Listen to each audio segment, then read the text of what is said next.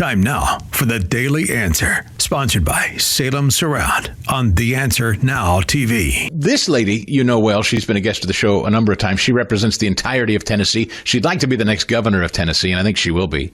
United States Senator Marsha Blackburn back with us. Senator, it's great to see you, and Merry Christmas. Good morning. And a Merry Christmas to you, and good morning also. Could I just pick your brain for a moment? I think it's kind of obvious. We all understand that major metropolitan cities are blue. That just is what it is. I think it's a reality no matter what red state or blue state you're in. The concentrated populations are blue. Nashville is blue, isn't it? That's just a fact. What we know is that Matt Van Epps had a good solid win, a 9-point win. We also know that special elections and off years can get kind of funky on you. And the Democrats were so motivated after their big blue city wins in New York, New Jersey, and the Virginia governor's race. But voters came home to Tennessee values, and they know that addressing the cost of living the way the Democrats want to do means hiking your taxes. They also know that policies the Democrats want to put in place mean less freedom for individuals. And Matt Van Epps is going to be a great U.S. congressman, and he will be reelected in 2026 to that post.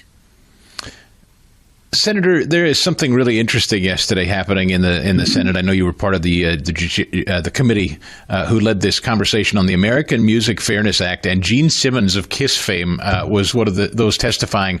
This is people may not be paying attention to this, and I know in terms of kind of the scope and scale of all the different things the country's facing, this may not be one that people know a lot about, but the American Music Fairness Act, and full disclosure, right? So I'm in the broadcast business, so full disclosure, as a commercial entity, radio as an industry, as I understand, is sort of on the other side of where the artists are on this. Is that right? I'm not in the music industry spinning music anymore. I used to be, but maybe you can explain it for us. Yes, absolutely. What we know is that pay for performance is not there for our musicians when you come to radio play. That's why it's called the AM/FM Act. And every country pays royalties for radio play except the U.S., China, and North Korea. And what we need to do is to come into compliance with paying for radio play. Then our entertainers and our creators can be paid for the music that plays over the radio every day. And Gene Simmons from KISS is going to be one of our witnesses today on my bill. We are delighted to have him, and he is such an advocate for this. You know, you think about some of our great singers. Think about people like Sam Moore of Sam and Dave, who sang Soul Man. Every radio station out there plays that music. But while he was alive, Sam Moore never made one single penny from his voice and his singing of Soul Man being used on those radio stations over and over again. So this is an issue of fairness. It's also an issue of meeting the constitutional right that our creators have. It's an Article 1, Section 8 right to benefit from their creations and innovations. I'll let the lobbyists from my industry tackle this, but I would say, as you know, one of the discussions about radio, broadcast, traditional radio, and I should think that the people on the other side of this argument would probably join the radio folks in the concern that automakers are talking about no radio in cars at all. And that's a problem for not just my industry, but also musicians too, right? I mean, so it's like you got to be able to keep radio in cars if they want to be paid to be heard on the radio. Well, that would be true, but also, Chris, when it comes to having AM, FM radio in cars, it is a public safety issue. How do you get alerts over adverse occurrences or over tornadoes that are coming through? See, you have that override from the federal government on those AM bands.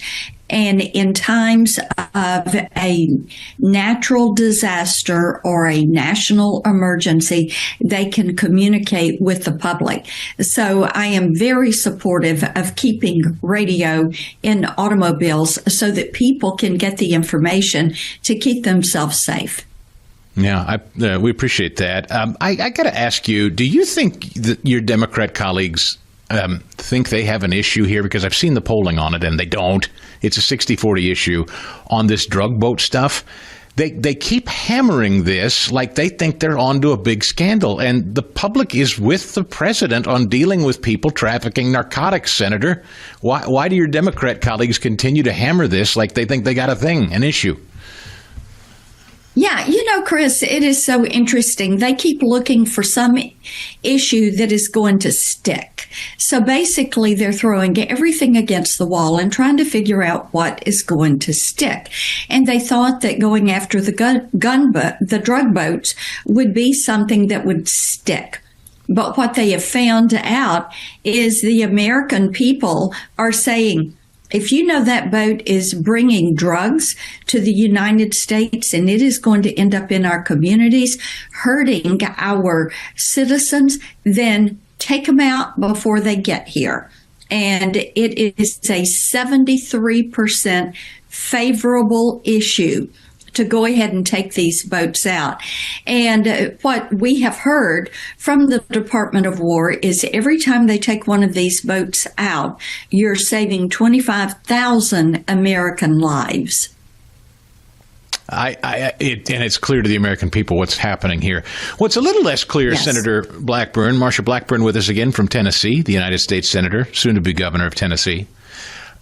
What is clear is affordability is still something that's on the minds of Americans. President Trump hears it, and he's hitting the trail, I guess, so to speak, again. He's going to Pennsylvania. So there's a shift here. I think the president and Scott Bessent, the Treasury Secretary, they both addressed it over the weekend and again yesterday.